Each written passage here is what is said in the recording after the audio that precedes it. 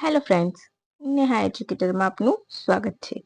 આજે હું તમારા માટે લઈને આવી છું 12 એપ્રિલ 2025ના મહત્વના કરંટ અફેર, જે તમારી આવનારી પરીક્ષામાં તમને ખૂબ ઉપયોગી થશે અને 1 માર્ક અપાવવામાં મદદરૂપ થશે. રાઈટ?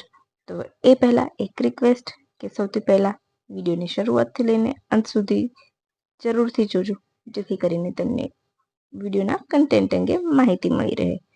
રાઈટ? તો બિલકુલ પણ હવે ટાઈમ બગાડ્યા વગર શરૂ કરીશું. અને તમને ખબર છે ફ્રેન્ડ્સ, મેં બીજો પણ છેલ્લા 6 મહિનાનો બીજો વિડીયો પણ પાર્ટ 2 અપલોડ કરી દીધો છે. તો તમે જેણે ના જોયો હોય એ લોકો ત્યાં જઈને જોઈ શકે છે. અને એનું પ્લેલિસ્ટ પણ મેં બનાવેલું છે. રાઈટ? જેથી કરીને તમને શોધવામાં સરળતા રહે. તો ચાલો શરૂ કરીશું. આજનો આપણો પ્રથમ પ્રશ્ન છે, DRDO દ્વારા ગાઇડેડ બોમ્બનું શું નામ આપવામાં આવ્યું છે? બોલો. DRDO દ્વારા હાલમાં ગાઇડેડ બોમ્બનું પરીક્ષણ કરવામાં આવ્યું છે, તો એને શું નામ આપવામાં આવ્યું છે?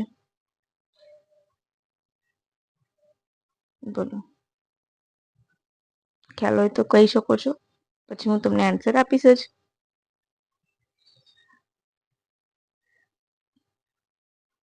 તો અહીં આપણો જવાબ આવશે ઓપ્શન, ચાલો ફરીથી, option A Gaurav, option B Bhishma, option C Sukhoi કે ઓપ્શન ડી એક પણ નહીં. બોલો ફટાફટ. તો અહીં આપણો જવાબ આવશે ઓપ્શન એ ગૌરવ. શું નામ આવશે? ઓપ્શન એ ગૌરવ. એ કેવો બોમ્બ છે? LRGB એટલે કે લોંગ રેન્જ ગાઇડેડ બોમ્બ છે. યાદ રાખજો, મહત્વનો પ્રશ્ન છે. આપણું સાયન્સ એન્ડ ટેક આપણા સિલેબસમાં છે, તમને સૌને ખ્યાલ છે. રાઈટ?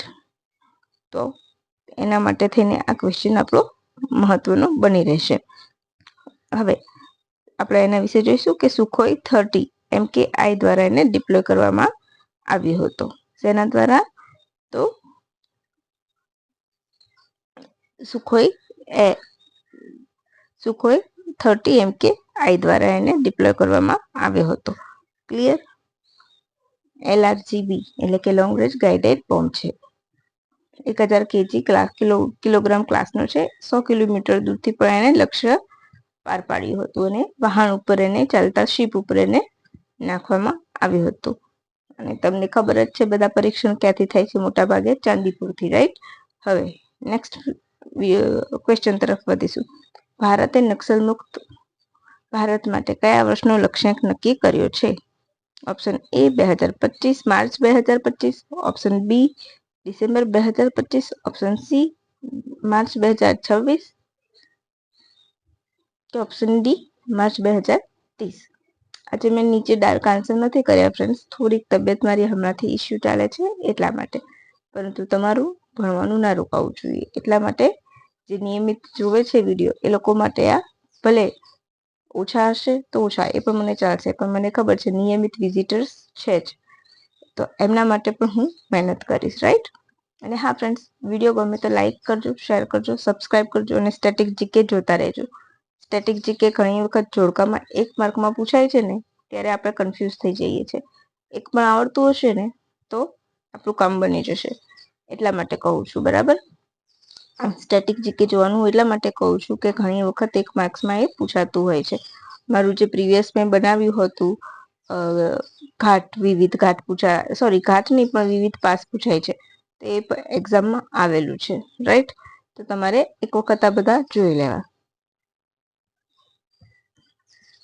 હવે અહીંયા શું આવશે આપણો જવાબ? Option C March 2026. 31 માર્ચ 2026 સુધીમાં ભારતને નક્સલ મુક્ત કરી દેવાનો લક્ષ્યાંક નિર્ધારિત કર્યો છે. તમને ખ્યાલ હશે કે ઘણા બધા રાજ્યોમાં નક્સલવાદ ચાલે છે. રાઈટ? લેફ્ટ વિંગ કહે છે. રાઈટ? લેફ્ટ વિંગ એક્સ્ટ્રીમ કહે છે. તો જે એના માટે કામ ચાલી રહ્યું છે, એના માટે સરકાર પ્રતિબદ્ધ બની છે કે નક્સલવાદથી પ્રભાવિત એરિયામાં વિકાસ નથી થઈ શકતો. રાઈટ? એટલા માટે તો ધીરે ધીરે પહેલા પશ્ચિમ બંગાળથી જેની શરૂઆત થઈ હતી, પછી ધીરે ધીરે કરતા એ બધા રાજ્યોમાં ફેલાતો ગયો. બરાબર છે?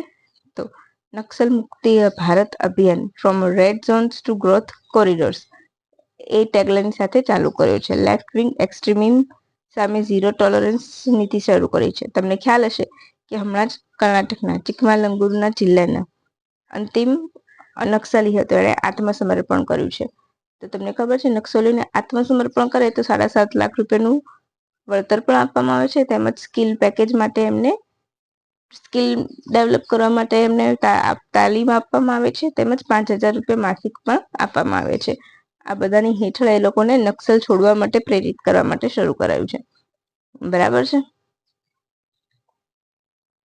હવે હાલ જુઓ, નક્સલ મુક્ત ભારત અભિયાન from red zone to growth corridors, right. આ ભારત સરકારની વેબસાઇટ છે, એના ઉપરથી જ મેં આ લીધું છે. એટલે તમે સમજી શકો છો કે મારા ડેટામાં ક્યાંય ખોટું નહીં આવે.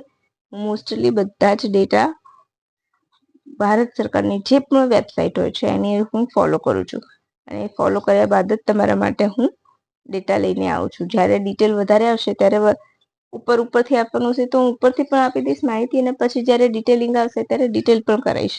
એવું નહીં કે રાહ જોડાઈશ ને પછી ડિટેલમાં એક સામટું કરાવીશ. બેઝિક તમારું એક વખત ક્લિયર તો કરાવી જ દઈશ, અને પછી એમાં વધારે માહિતી આવતી જશે. જેમ જેમ એમ વધારે માહિતી સાથે તમારો એ પણ બનાવીશ, રાઈટ.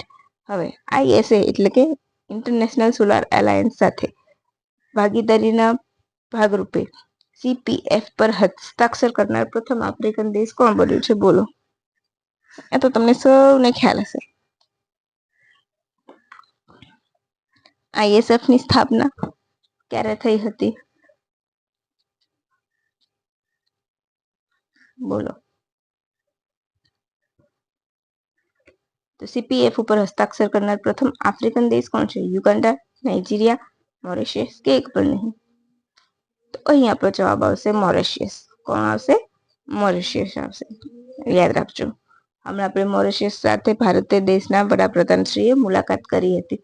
તો એમાં મેં ઘણા બધા એગ્રીમેન્ટને જે સાઇન થયું છે એનો પણ મેં તમને કરંટ કરાયું છે. અને એમાં મોસ્ટ ઇમ્પોર્ટન્ટ કે મોરિશિયસનું લોકસંગીત કયું છે? તો ગીત ગવાય. કેમ? તો એ ભોજપુરી છે એટલા માટે ચર્ચામાં આવ્યું છે.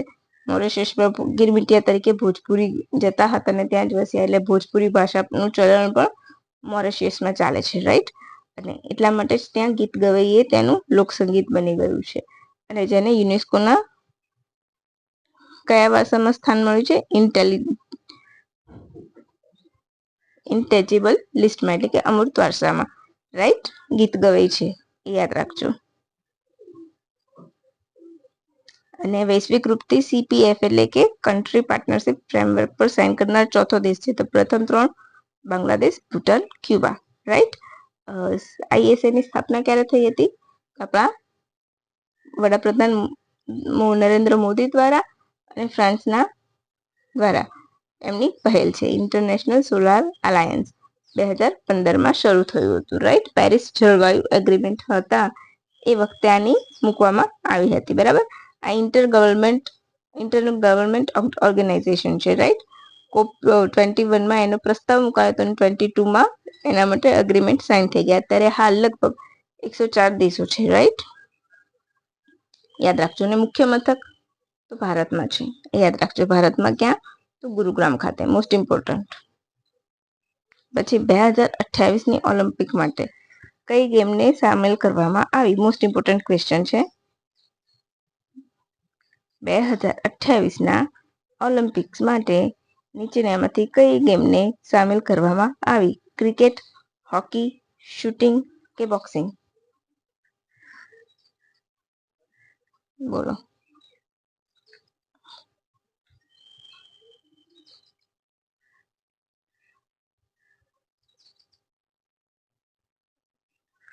તો અહીં આપણો જવાબ આવશે ઓપ્શન એ, ક્રિકેટ, રાઈટ. 128 વર્ષ બાદ ક્રિકેટને સામેલ કરવામાં આવી છે. લગભગ 6 ટીમો એમાં ભાગ લેશે, બરાબર. સૌથી ક્યારની? તો 2028ની ઓલિમ્પિક્સમાં, રાઈટ. 2028ની ઓલિમ્પિક્સ ક્યારે રમાશે? તો લોસ એન્જલિસમાં.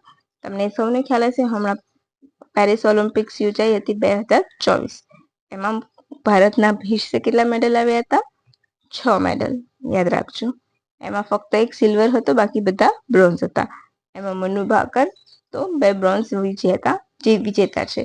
અને શૂટિંગમાં મેડલ જીતનારા મહિલા છે પ્રથમ, રાઈટ. અવની લેખરા પ્રથમ ગોલ્ડ પેરા ઓલિમ્પિક્સમાં, એ પણ તમારે સાથે સાથે યાદ રાખવાનું છે. અને મનુ ભાકર તો પોર્ટ એન્ડ શિપિંગ મંત્રાલયના બ્રાન્ડ એમ્બેસેડર છે, એ પણ તમારે યાદ રાખવાનું છે. બરાબર છે. હવે ક્રિકેટને 128 વર્ષ બાદ સામેલ કરાઈ છે.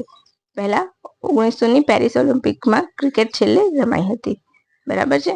પછી એક મસ્ત મજાનો ક્વેશ્ચન, દુનિયાનું પ્રથમ 3D પ્રિન્ટિંગ રેલવે સ્ટેશન કયા દેશ દ્વારા લોન્ચ કરવામાં આવ્યું? ઓપ્શન એ ચીન, option B UAE, option C Japan, option D Bharat.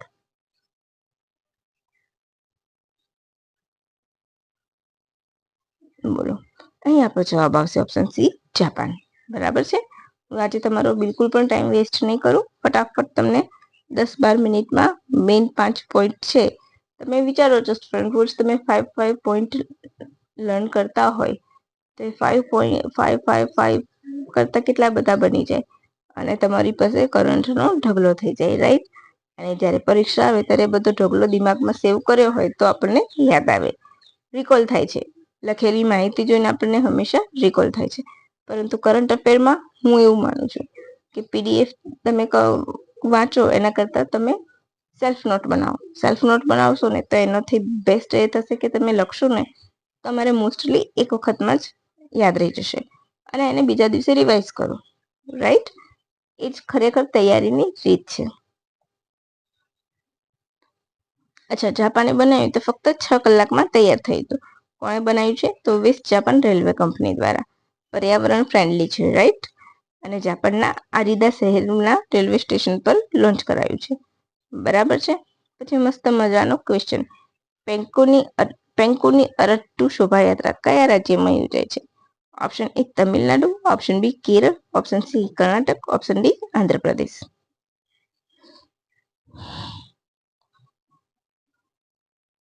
તો અહીં આપણો જવાબ આવશે કેરળ.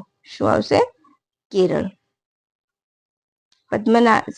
પદ્મનાભ સ્વામી મંદિર તિરુવનંતપુરમ દ્વારા આ શોભાયાત્રા શરૂ થાય છે, રાઈટ. 10 દિવસ ચાલતો ઉત્સવ છે.